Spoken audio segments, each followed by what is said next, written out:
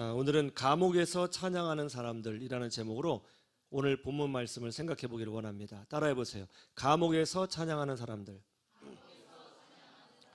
감옥에서 찬양하는 사람들.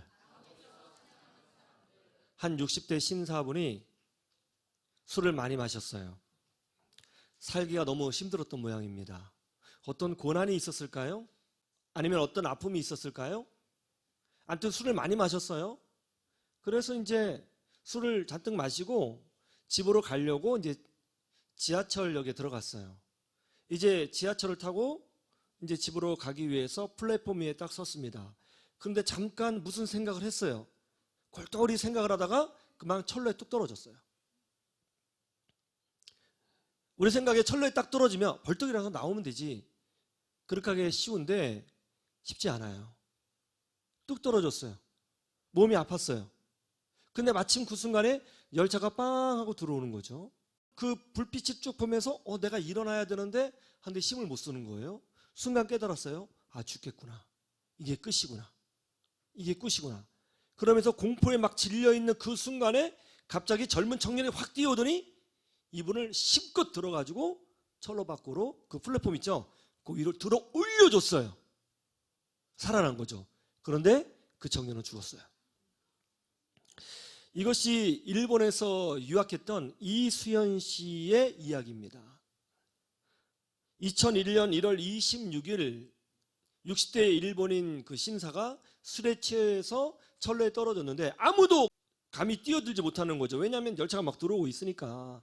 그때 한국 유학생이었던 이수연 군이 뛰어들어서 그의 나이 26이었어요.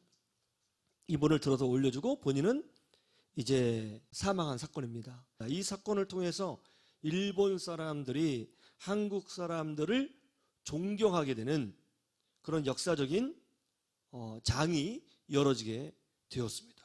그리고 매년 1월 달이 되면 일본인들이 그 역사에 모여서 그리고 이수연 씨의 묘에 모여서 이분의 그 고마움을 이제 칭송합니다. 일본 사람들이 대단한 게 뭐냐면 안 잊어버려요. 이게 좀 다른 것 같아요. 안 잊어버리고 매년 모여서 정말 의로운 한국인이었다.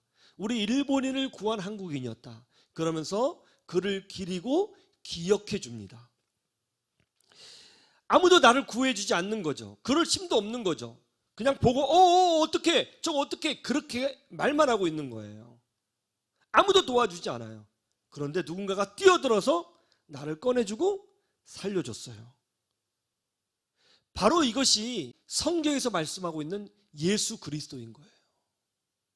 여러분, 아무도 우리를 도와주지 않았어요. 아무도 우리의 죄를 용서하지 않았어요. 아무도 내 고민에 대해서 내 아픔에 대해서 관심이 없었어요. 내가 힘들 때, 고난받을 때, 어떻게 살아야 될지 모를 때 아무도 나에 대해서 관심을 두지 않았어요. 근데 그 순간에 하나님께서 예수님을 보내주셨어요.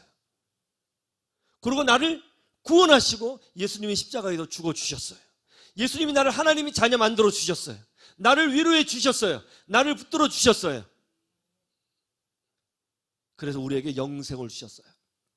일본 사람은 그 이수연 군을 매년 기억하고 기려요.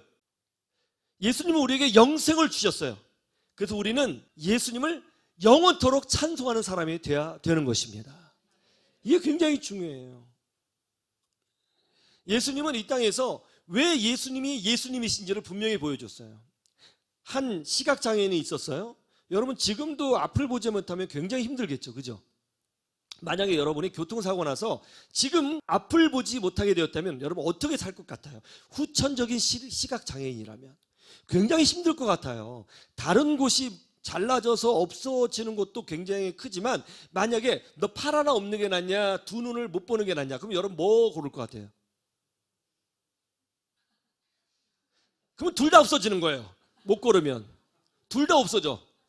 보통은 눈을 살리죠. 앞을 보지 못하는 건 너무 무서운 거거든요.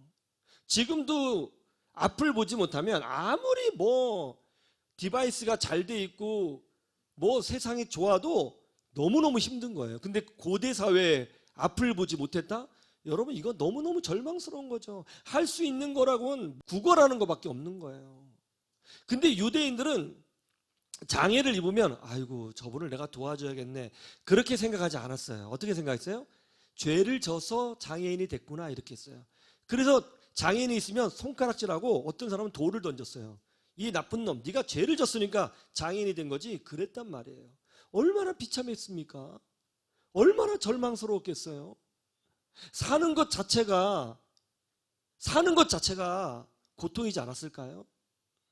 그렇게 구걸을 했던 거예요. 바로 그런데 아무도 관심을 갖지 않는 그에게 예수님이 다가가 주신 거예요. 그리고 예수님이 이렇게 말씀해 주셨어요. 그동안 힘들었지. 네가 보기를 원하느냐? 예, 정말 볼 수 있다면 좋겠습니다. 보기를 원합니다. 그때 예수님 말씀하셨어요. 내 믿음대로 될지어다. 눈을 떴어요. 아무도 관심 갖지 않는 그 사람에게, 모두가 손가락질했던 그 사람에게 예수님 다가가셔서 눈을 띄워줬어요. 우리가 왜 찬양을 해야 되느냐? 여러분, 오늘은 찬양에 대해서 배울 거예요. 왜 예수님을 찬양해야 되느냐? 교회에서 부르니까 부르죠. 그게 아니라 예수님을 찬양해야 되는 이유를 지금 말씀드리고 싶은 거예요. 아무도 여러분에 대해서 관심이 없어요. 그 증거가 뭔지 알아요? 여러분 단체 사진 찍잖아요? 그러면 다 지 얼굴만 확대해서 봐요. 옆에 있는 사람 본 적 있나요? 거의 잘 안 봐요. 미워하는 인간이 그 자리에 있었어. 그럼 걔도 확대해서 볼지 몰라도 보통은 관심 없어요. 아무도 다 관심 없습니다. 근데 나에게 관심 있는 분이 있어요. 누구예요? 예수님이에요. 예수님은 여러분에게 관심 있어요. 여러분을 걱정해줘요. 도와주기 원해요. 살리기 원해요. 함께하기를 원해요. 지켜주기를 원해요. 그렇게 하고 계시는 거예요. 십자가에서 죽으셔서 여러분의 죄를 용서하시고 영생을 주셨어요. 영원한 생명을 주셨어요. 영원한 축복을 허락해 주셨어요. 대신 예수님은 죽으셨어요. 그래도 괜찮으셨어요. 여러분만 살면 됐었어요. 그래서 우리는 예수님을 찬양하는 거예요. 왜냐하면 예수님 때문에 지금 이 시간 우리가 여기서 찬양하고 기도하고 예배하는 복된 존재가 되었기 때문인 거예요. 제가 중학교 1학년 때 새벽에 신문을 돌렸거든요. 집이 너무 가난해서 그 당시에 중학교 학비가 분기별로 한 3만 원 정도 됐던 것 같은데 그걸 어려워하시더라고요, 부모님이. 그래서 제가 좀 학비를 보태보려고 중학교 1학년 때 새벽마다 신문을 돌렸어요. 그때는 신문을 이제 돌리거든요. 그러면 새벽 3시 반에 일어나서 신문 보급소로 출근하는 거예요. 그러면 거기서 이제 광고지, 전문 용어로 찌라시죠. 찌라시를 신문에 끼우고 그리고 160부에다 180부를 받아서 그걸 어깨에 메고 중학교 1학년 아이가 이제 아침에 막 달리면서 이제 이 손에는 그 어디 집을 가야 되는지 대충 다 외우고 있지만 혹시 빠뜨리면 안 되니까 점검표를 보면서 집집마다 새벽에 이제 신문을 돌리는 거예요. 어떤 집은 뭐 문이 꽉 닫혀 있으면 정확하게 살살살 넣어서 마당으로 넣어줘야 되고 던져야 되고 또 물에 젖을까봐 비닐봉투 싸서 던지는 집도 있고 그렇게 신문을 돌립니다. 돌리면 신문을 다 돌리고 끝나면 아침 7시 정도가 돼요. 7시 막 해가 떠오른다고요. 그럼 이제 집에 가서 바로 씻고 이제 학교 가는 거예요. 이제 정말 놀라운 게 뭐냐면 인간의 정신력이 놀랍다는 걸 제가 생각했어요. 너무 피곤하잖아요. 근데 제가 1교시 딱 되면 정신이 말짱해요. 이게 정신력이에요. 2교시 딱 되면 자고 있어요. 인간의 정신력이 정말 아무런 의미가 없더라고요. 아무리 눈을 뜨고 정신 차려야지 안 자고 있는데 선생님이 깨워요. 뭐해? 야, 희한하더라고요. 그냥 골아떨어져요. 이길 수가 없어요, 잠을요. 그 맨날 맞고 혼나고 그 일어나서 벽대에 서서 수업 듣고 아무리 교육을 받아도 정신을 차리려고 해도 딱 되면 눈이 정신 차려야 돼. 그럼 일어나 이래요. 야, 여러분 불면증 있으신 분 신문 돌리시기를 바랍니다. 근데 이제 문제는 뭐냐면 중간고사, 기말고사야에도 시험을 보면서 자는 거예요. 시험 공부도 안 했거니와 공부도 못했고 뭐 시험 준비도 못했지만 시험 시간에도 그냥 골아떠 잘 때가 있는 거예요. 그러면 어떻겠어요? 성적이 뭐 엉망이죠. 그래서 제가 기억하기로 중학교 1학년 때 그 같은 1학년 전교생이 몇 명이냐면 1160명 정도 됐거든요. 놀랍게도 제가 1100등대를 했어요. 저는 제 뒤에 있는 애가 너무 궁금했어요. 누구지? 누구야? 만나보고 싶더라고요. 그래서 저희 반에 2명이 있었어요. 하나는 살짝 모질라 이런 애였고, 하나는 학교에 거의 안 나온 애가 있어요. 그러니까 제가 실질적인 꼴등이죠. 예? 꼴등이죠. 그러니까 시험 보고 성적표 받을 때가 되면 너무 무서워요. 맨날 맞는 거예요, 선생님한테. 야, 기억이 나와. 엎드려. 맞는 거죠. 한 번은 선생님이 막 때리면서 뭐라고 그러냐면, 야, 너 커서 뭐가 되려고 그러냐? 너는 중학교 졸업하는 것도 기적이다. 그러면서 막 때리시는 거예요. 근데 그때 그 말이 저에게 상처가 되는 거예요. 너는 중학교 졸업해도 기적이다. 그 제가 상처가 되면서도 무슨 생각을 했냐면, 아, 나는 중학교 졸업하는 게 기적인 사람이구나. 그렇게 이제 인식을 하며 살게 되는 거예요. 그런데 그렇게 참 아픔이 있었지만 새벽 신문을 돌리고 이제 집에 갈 때가 되면 기적이 일어나요. 어떤 기적인지 아세요? 그때 새벽 신문을 막 돌릴 때 한참 지나면 교회에서 옛날에는 새벽 기도를 알리는 차임벨이 들려요. 그 교회에서 막 소리가 들려요. 음악 소리가. 디디디디디디. 그러면 그 찬양 소리를 들으면 갑자기 마음이 막 행복해지고 하나님이 나와 함께 하시는 것처럼 느껴지는 거예요. 네? 그 여름에 청소년들 여름 수련회 하죠. 그 여름 수련회 때 제가 이제 막 찬양을 하고 막 기도를 하는데, 한 번은 막 뜨겁게 찬양을 하는데 마음속에서 정말 내가 기대도 하지 않았는데 하나님이 임재하셔서 제게 말씀하시더라고요. 사랑하는 기영아, 두려워하지 말라. 너는 중학교로 끝날 아이가 아니야. 내가 그 이상으로 네가 입만 크게 벌리면 내가 채워줄 것이라. 그렇게 말씀해 주시더라고요. 할렐루야. 그때부터 자신감이 생겼어요. 그래서 열심히 공부했습니다. 그 다음에는 공부하니까 좀 되긴 하더라고요. 찬양 가운데 우리 하나님은 임재하시는 줄로 믿습니다. 그 당시에 찬양이 없었으면 제가 정말 낙심해서 쓰러졌을 것 같아요. 찬양으로 이겨낸 거예요. 그러니까 찬양 부르니까 하나님이 제게 말씀하시고, 찬양 부르니까 위로가 되고, 찬양 부르니까 힘이 나더라고요. 할렐루야. 예? 바울과 실라가 빌립보라는 도시에 들어가서 복음을 전했어요. 그런데 거기에 누가 있었냐면 귀신 들린 여자가 있었어요. 이 귀신 들린 여자가 귀신의 힘으로 점을 쳐주면서 돈을 벌고 있었던 거예요. 그런데 사도 바울하고 실라가 싹 지나가는 걸 보고 이 귀신 들린 여자가 막 소리를 지르는 거예요. 아, 나는 저 사람들이 누군지 알고 있어. 저 사람들은 하나님이 보내신 하나님의 종들이지. 뭐 이러는 거예요. 맞는 말은 한 거죠, 그죠? 근데 한 번만 하면 되는데 계속 사도 바울을 쫓아다니면서 하나님의 종들이지, 하나님의 종들이지, 이러니까 짜증나요, 안 나요? 짜증나지, 맞는 말을 하더라도. 그죠? 너무 괴로운 거예요. 그래서 사도 바울이 딱 돌아보고 그 여인에게 선포했어요. 이 더러운 기신아, 내가 지금 예수 그리스도의 이름으로 명하노니 그 여인에게서 나오고 떠나갈지어다. 그러니까 그 여자가 아! 하고 탁 쓰러진 거예요. 잠깐 잠을 자고 일어났는데 귀신이 나가고 건강을 회복하게 된 줄로 믿습니다.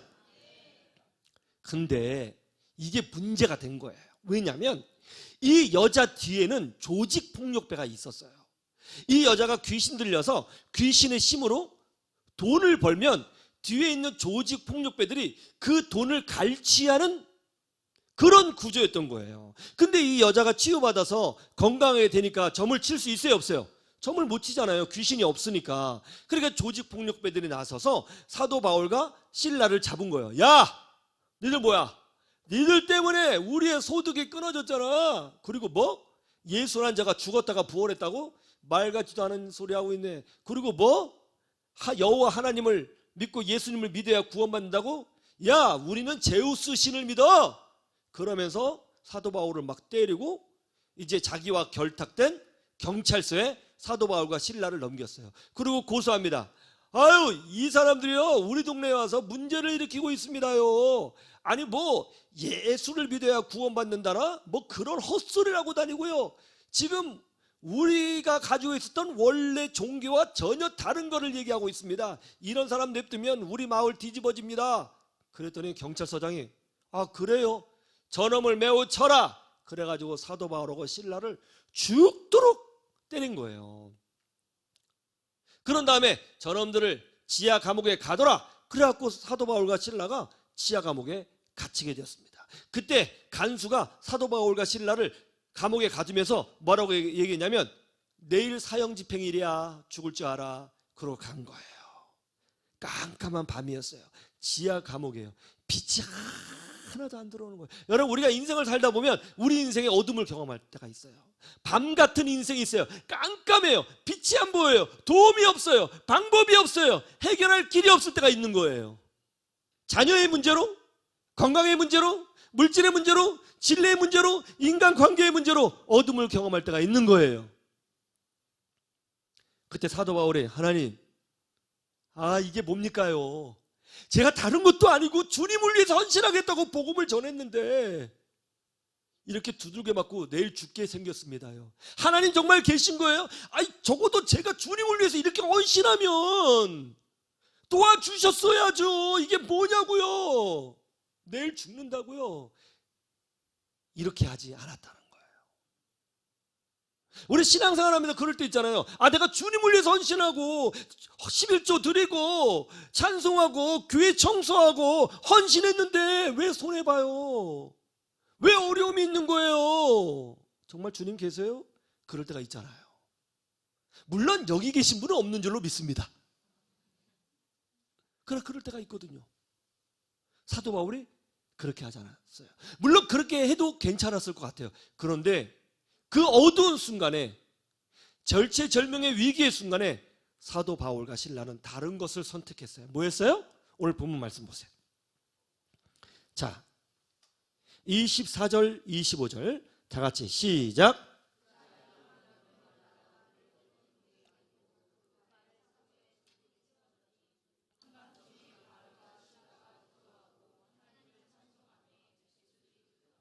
자, 한밤중에 내일 죽을 수 있는 그 순간에 불평불만해도 될 그 시간에 하나님을 원망해도 괜찮을 그 시간에 바울과 실라가 뭐 했다? 주님을 찬양했다는 거예요. 여러분 인생에 어둠이 왔을 때, 답답함이 왔을 때 여러분 불평하지 말고 낙심하지 말고 안 된다고 하지 말고 주님을 찬양하는 믿음의 사람들 되기를 주님의 이름으로 축원합니다. 그러니까 어떤 일이 벌어졌다는 거예요? 성경에 보니까 기적이 일어났어요. 갑자기 지진이 국 나더니 문틀이 틀어졌겠죠? 지진이 나니까 그 옥문이 탁탁탁탁탁 열리기 시작했다는 거예요. 근데 그 모습을 보고 감옥을 지키는 간수장이 충격을 받았겠죠? 이거 뭐야? 이거 뭐야? 죄수들 도망가면 나도 죽네? 이거 뭐야? 그러고 있었던 거예요. 두려웠어요. 이런 현상들이. 그래서 간수장이 사도 바울 앞에 가서 도움을 요청합니다. 아이고 이게 뭡니까? 이게 무슨 현상이에요? 내가 어떻게 해야 됩니까? 그러자 사도 바울이 그 간수장에게 선포했어요. 어떻게 해야 되냐고요? 이렇게 하면 됩니다. 어떻게 해요? 주 예수를 믿으라. 그리하면 너와 내 집이 구원을 받으리라. 그 말을 듣고 이 간수장이 예수님을 영접하고 예수님의 제자가 됐어요. 이 간수장이요 누구냐면 이 간수장을 중심으로 빌립보 동네라고 하는 그 도시에 교회가 세워졌거든요. 이 교회가 인류 역사상 최초의 유럽 교회가 된 거예요. 최초의 유럽 교회는 빌립보에 있었던 거예요. 찬송할 때 교회가 세워진 거예요. 여러분 우리 인생에 어둠이 왔을 때 부정적인 거 보지 말고 안 되는 거 보지 말고 낙심 보지 말고 주님을 찬양하는 믿음의 용사들 되시기를 주님의 이름으로 축원합니다. 우리가 이 찬양에 대해서 배워야 될 것이 몇 가지 있는데 엄청 많아요. 한 100가지 정도? 첫째부터 100가지 정도 하려면 안 되겠죠. 그래서 오늘 본문으로 중심을 해서 엑기스만 뽑고 뽑아서 딱 2가지만 알려드릴게요. 할렐루야. 자, 첫 번째는 뭐냐면 찬양은 기도라는 거예요. 한번 따라해 보세요. 찬양은 기도다. 많은 사람들이 CCM 같은 기독교 찬양을 들으면서 무슨 생각을 하냐면 기독교의 노래라고 생각해요. 교회에서 부르는 노래라고 생각해요. 물론 노래의 형식을 가지고 있어요, 찬양은. 그런데 형식은 노래일지라도 그 본질적인 측면에서, 내용적인 측면에서 찬양은 노래가 아니라 기도인 거예요. 여러분, 세상 노래 참 좋죠? 예, 세상에도 좋은 노래 많아요. 세상 노래를 비판하는 거 아니에요. 세상 노래도 허용이 됩니다. 괜찮아요. 그런데 세상 노래가 성경적으로 허용된다 할지라도 세상 노래와 찬양에는 근본적인 차이가 있다는 거예요. 뭐냐면 세상 노래는 사람의 귀와 마음을 울리는 거예요. 사람의 귀와 마음을 울리는 거예요. 그래서 사람의 귀와 마음을 울리다 보니까 세상 노래는 다 뭐냐면 사랑 이야기예요. 헤어지고 찢어지고 총 맞은 것처럼, 넘어진 것처럼, 예? 그런 노래를 부르는 거죠. 사람을 노래하는 거예요. 사람을. 대상이 사람이에요. 그리고 사랑이에요, 주로. 그죠? 그런데 찬양은 그 찬양을 들으시는 분이 사람이 아니고 하나님이시라는 거예요. 내 찬양을 듣는 대상이 달라요. 세상 노래는 사람이 듣지만 찬양은 하나님이 들으신다는 것을 믿으시기를 주님의 이름으로 축원합니다. 세상 노래는 악한 마귀를 쫓아내는 능력이 없어요. 그러나 하나님께 올려드리는 찬양은 악한 영을 쫓아내고 마귀를 쫓아내는 능력이 있다는 것을 믿으시기를 축원합니다. 그리고 세상 노래는 하나님께 감동이 되지 못해요. 아무리 좋은 악기, 아무리 좋은 시스템으로 노래를 해도 세상의 노래는 하나님께 감동을 주지 못해요. 그러나 찬양은 곡이 좀 틀리고 고음 불가해서 좀 목소리에 문제가 있고 찬양을 제대로 못 불러도 그것이 찬양이라면, 그것이 하나님께 들려지는 찬양이라면 하나님은 기뻐하시고 감동받아 주신다는 거예요. 이 성경에 보니까 이런 사건이 있었어요. 이제 모세가 이스라엘 백성을 이끌고 이제 광야를 지나가는데 아말렉 족속과 전쟁을 하게 된 거예요. 피비린내 나는 전쟁을 하게 된 거죠. 너무 무서운 전쟁을 하게 된 거예요. 그때 이 전쟁을 이겨야 되잖아요. 다급한 마음에 모세가 산꼭대기에 올라가서 전쟁하는 모습을 보면서 두 손을 들고 하나님께 간절히 기도했어요. 그런데 신기한 일이 벌어졌어요. 모세가 손을 들고 기도하면 이스라엘 백성이고, 여러분 계속 손 들면 힘들어요, 안 힘들어요? 힘들잖아요. 또 아니라고 그래. 힘들잖아요, 솔직히. 아니요, 또 좀 시원하네. 그죠? 힘들죠. 힘들면 손이 내려가죠. 그죠? 그 모세가 힘들어서 손을 내리면 글쎄 이스라엘 민족이 지고 아말렉 족속이 이기는 거죠. 너무 이상한 현상이잖아요. 그래서 이거 봐라, 손 들고 기도하면 이기네. 그때 모세와 함께 있었던 아론과 훌이 그 현상을 보고 의자를 급하게 가져와서 모세 목사님 앉게 하고 두 사람이 좌우에 서서 모세의 손을 붙들어 줬다는 거예요. 손이 안 내려오게. 그래서 모세는 끝까지, 전쟁이 끝날 때까지 두 손을 두고 기도할 수 있었고, 그 결과 이스라엘 민족이 이겼다는 거예요.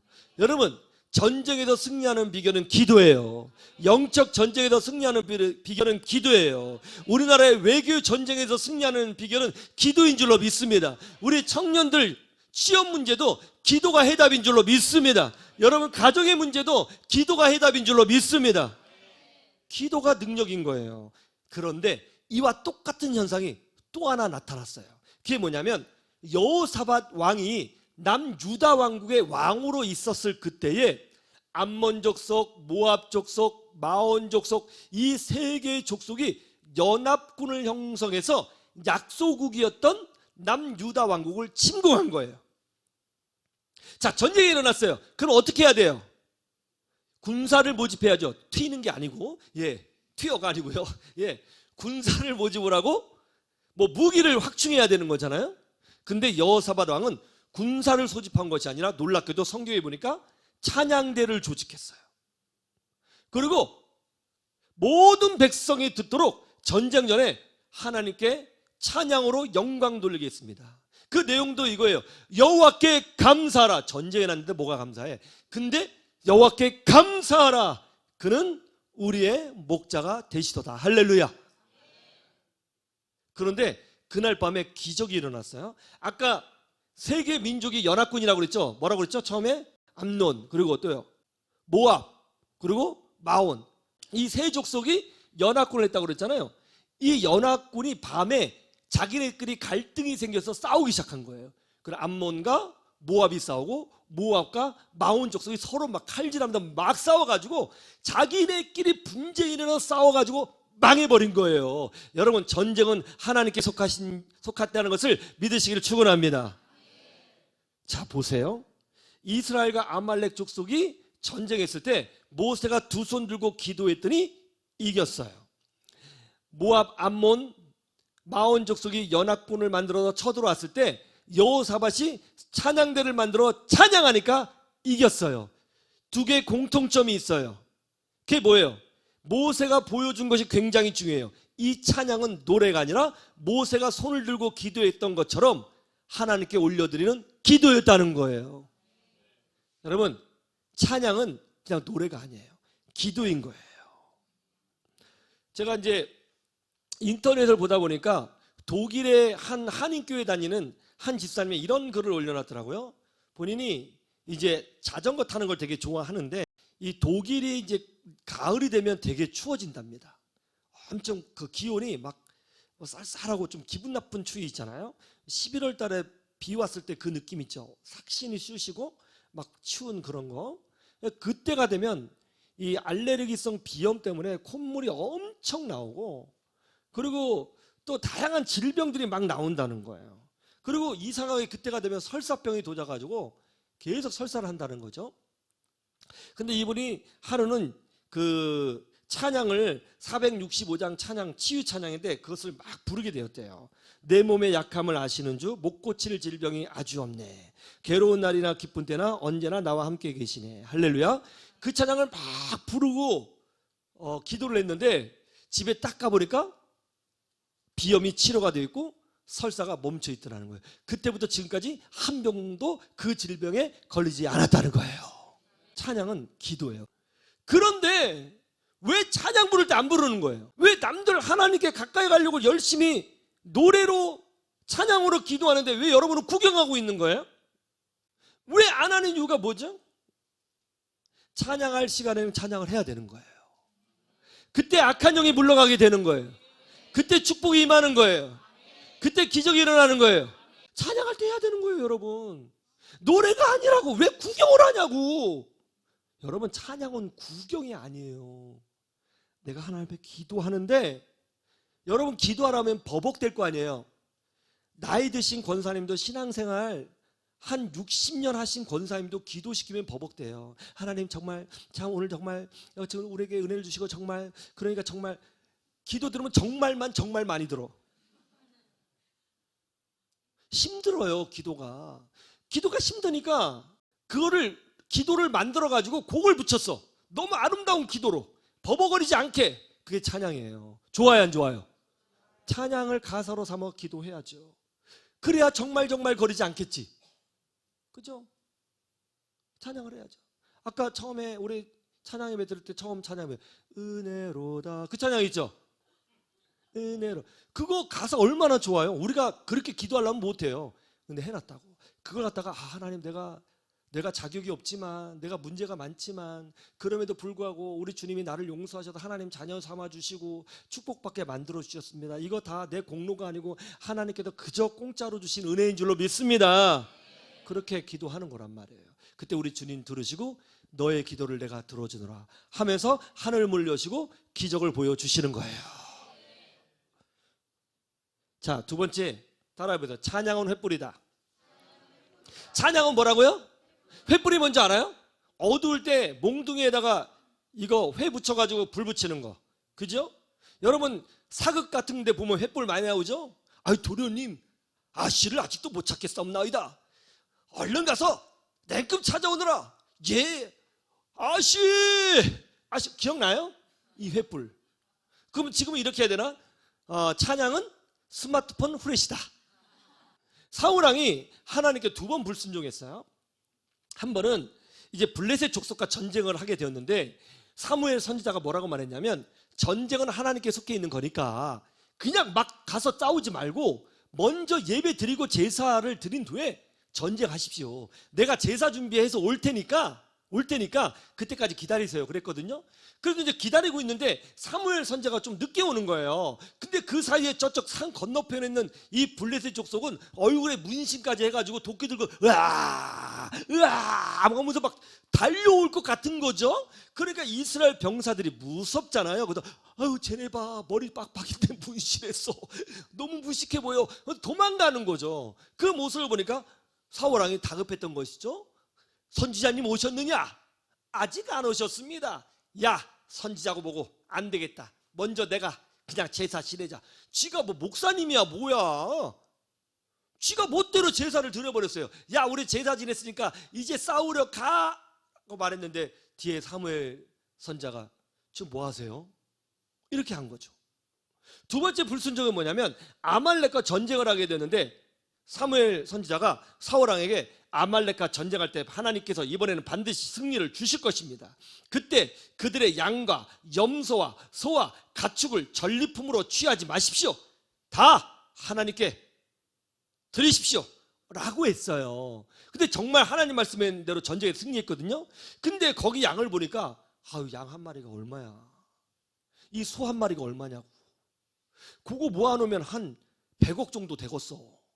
그러니까는 그 양과 소와 염소와 가축과 이런 금은 이런 전리품들을 숨겨놓은 거예요.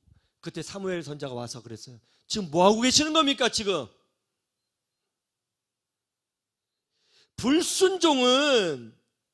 불순종은 우상 숭배랑 똑같은 죄입니다. 아니, 불순종은 우상 숭배보다 더 무서운 죄입니다. 순종이 제사보다 낫습니다. 자, 이렇게 불순종하니까 어떤 일이 벌어지냐면 불순종으로 끝난 게 아니에요. 여러분, 불순종하면 이런 일이 벌어져요. 어떤 일? 불순종을 하니까 하나님의 영이 사울 왕을 떠났어요. 성령이 떠났어요.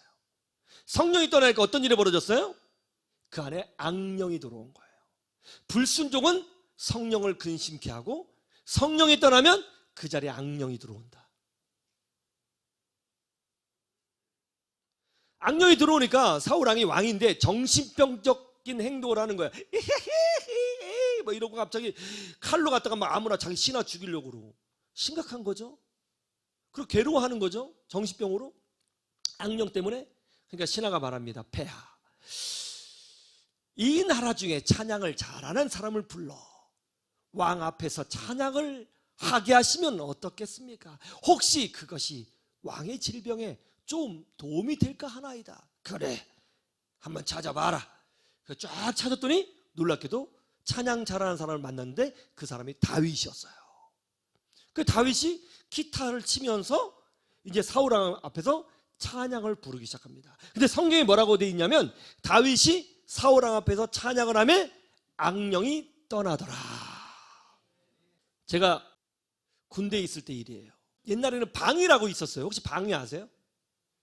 방위가 뭐냐면 군대에 다 들어가는 게 아니고 그 가까운 부대에서 출퇴근하는 분을 단기사병 혹은 방위라고 불렀어요. 그래서 우리 현역들은 그분들이 너무 부러웠어요. 맨날 저녁 되면 집에 퇴근하니까 너무너무 부러워요. 근데 이 방위분, 단기사병 병사 중에 한 명이 저에게 직접 해준 얘기예요. 근데 그 병사는 놀랍게도 예수님도 안 믿고 교회도 안 다니는 친구였어요. 그 친구가 나한테 이런 얘기를 하는 거예요. 처음에 보는데 그 취사병이었는데 음식 만들어 항상 얼굴이 어두운 거예요. 그래서 얘가 왜 이렇게 어둡나? 얘 또 무슨 사고 치려고 그러나 군대에서. 쟤한테는 총 주면 안 돼. 불안해. 막 그런 얘기도 했어요. 진짜로. 근데 몇 달 지났는데 애가 얼굴이 막 화내가지고 온 거예요. 막 화내가지고. 그 물어봤어요. 너 요새 좀 기분 좋아 보인다. 무슨 일 있어? 그랬더니 저를 자꾸 얘기하는 거예요. 그 병사의 엄마가 교회 다니는 분이었대요. 근데 어느 날 아유 아파라 하면서 쓰러지셨다는 거예요. 그걸 일어나지 못하시는 거예요. 그래서 병원에 모셔가지고 검사를 했는데 이상이 없어요. 이상이. 약을 먹여도 일어나지 못하시고 뭐 어떻게 해도 그냥 누워만 계시고 주무시지 뭐 일어나지는 못하시더라는 거예요. 그래서 어느 날 이제 그 엄마가 다녔던 교회 여자 전도사님이 오셔서 신방 한번 하시고 그 다음날 그 교회 담임 목사님하고 여러 집사님들하고 함께 신방 예배를 드리게 됐대요. 그래서 목사님이 이제 예배를 드릴 때 찬양을 부르잖아요. 찬양 올 때 예수님 찬양, 예수님 찬양, 예수님 찬양합시다 막 찬양을 하는데 갑자기 그 몇 개월간 누워있던 엄마가 벌떡 일어나 딱 서더니 목사님이 손가락 들고 갑자기 야 이런 엑스세몬 네모에 하면서 차마 입에 담지도 못할 쌍욕을 막 목사님도 쏟아내더라는 거예요. 원래 충격받았다는 거예요. 엄마는 그런 분이 아니라는 거예요. 한 번도 나쁜 말을 해본 적이 없는 정말 고상한 분이었어요. 근데 막 눈을 부르면서 쌍욕을 목사님한테 막 쌍욕을 하더라는 거죠. 자기가 그 모습 보고 너무 충격받았대요. 근데 더 충격은 목사님의 반응이었어요. 목사님 뭐라고 하냐면 갑자기 딱 보더니 이 더러운 마귀야, 우린 절대 안 물러서 날마다 와서 이 찬양 부를 거야. 알겠어? 끝까지 누가 이기나 해보자. 이 더러운 마귀야 했대요. 그랬더니 그 엄마가 해보려면 해보시든지 그러면서 탁 눕더래요. 자기가 그거 보고 우리 엄마가 맞아? 그랬다는 거예요. 근데 정말 목사님이 하루도 빠지지 않고 신방대원과 함께 와서 찬양 딱 하나, 예수님 찬양, 예수님 찬양, 예수 이겼네, 예수 이겼네, 예수 사탄을 이겼네, 할렐루야, 예수님 권세, 예수님 권세, 예수님 권세, 내 권세, 할렐루야. 그 찬양 부르고 예배를 드렸다는 거예요. 그래서 한 달 지나고 한 달 반쯤 되는데 갑자기 엄마가 항상 옆으로 들어놓아 있었는데 그때가 토요일이었는데 엄마가 탁 일어나더니 야 내가 간다 가. 아우 찬양 소리가 너무 지겨워 죽겠어 하면서 다시 주무시더래요. 그러더니 그 다음날 엄마가 일어나서 부엌에서 설거지하시고 요리하시고 완전히 말짱해지셨다는 거예요. 여러분 왜 찬양이 마귀를 쫓아내는 줄 아세요? 마귀는 어두운 곳을 좋아하거든요. 음침한 곳을 좋아하거든요. 여러분 마음에 어둠이 있잖아요. 마귀가 들어가요. 근데 찬양은 빛이에요. 횃불이에요. 마귀는 빛을 무서워해요. 횃불을 비치면 마귀가 도망가는 거예요. 근데 요한복음에 보니까 참 빛이 있는데, 영원한 빛이 있는데, 강력한 빛이 있는데 그분이 바로 예수 그리스도 한 분뿐이시라는 것입니다. 그래서 예수님의 찬양을 부르면 강력한 영적인 빛이 비춰지게 되고 악한 마귀가 그 빛을 버티지 못해서 도망간다는 거예요. 여러분 찬양은 강력한 빛, 횃불인 거예요. 하나님이 우리에게 찬양의 축복을 주셨습니다. 왜 찬양을 안 불러야 돼요? 찬양 부르셔야 됩니다. 기도하는 마음으로 부르세요. 그래서 여러분의 모든 어둠이 예수 이름으로 떠나가고 주의 복이 임하기를 주님의 이름으로 축원합니다. 축원합니다. 우리 함께 찬양할까요? 처음 1부 예배 임내송 시작됐네.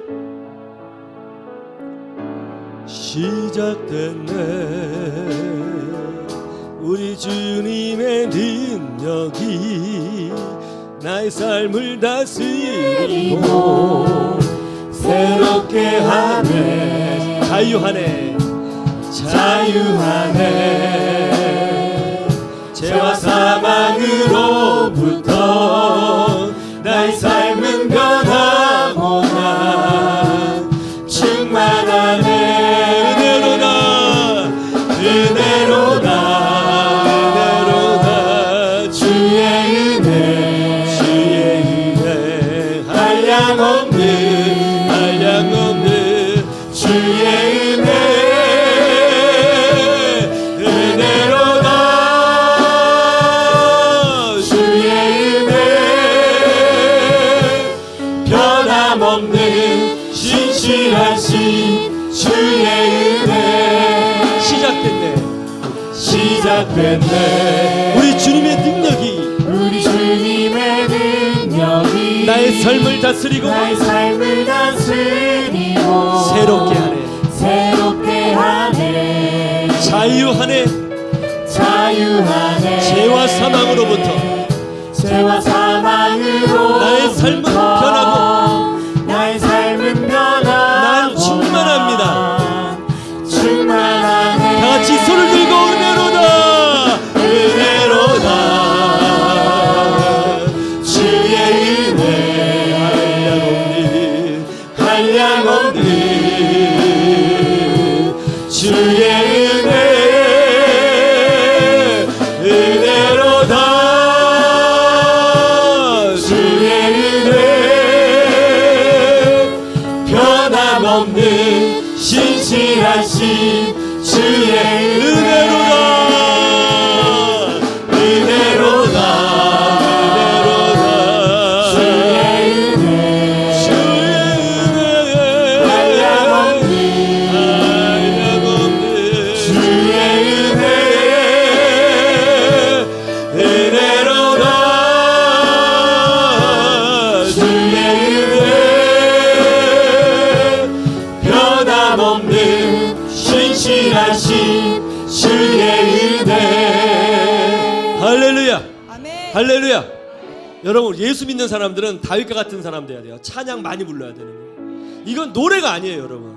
노래가 아닙니다. 기도고요. 빛이에요, 빛. 강력한 빛. 한국교회 가장 큰 문제는 뭐냐면 찬양을 잃어가고 있다는 거예요. 찬양을 부르지 않아요. 여러분 찬양이 회복되어질 때 우리 신앙이 회복되어지고 찬양이 회복되어질 때 은혜가 회복되는 줄로 믿습니다. 이렇게 한번 기도할까요? 주여 제 입술을 다윗의 입술이 되게 하여 주시옵소서. 찬양하는 입술이 되게 하여 주시옵소서. 그렇게 간절히 기도할 때에 주여 한번 부르짖고 기도하겠습니다. 주여 좋으신 우리 아버지 하나님, 우리의 입술이 찬양하는 입술이 되기를 원합니다. 주 예수 그리스도를 높이기를 원합니다. 하나님께 영광 돌리기를 원합니다. 길을 갈 때나 가정에 있을 때나 운전을 할 때나 어느 곳에든지 주님을 기뻐하고 찬양하는 믿음의 사람이 되기를 원합니다. 찬양을 잃어버렸습니까? 첫사랑을 잃어버렸습니까? 아버지 역사하여 주셔서 우리 안에 다윗의 마음을 심어주시고 주님을 힘있게 찬양하여 우리의 육신이 치유되어지고 삶의 문제가 해결되어지고 눌린 자가 자유케 되는 기적같은 역사를 경험할 수 있도록 이 시간 임하여 주시기를 원합니다. 하나님 함께 하시고 복을 베풀어 주시옵소서. 우리의 입술을 복되게 만들어 주시옵소서.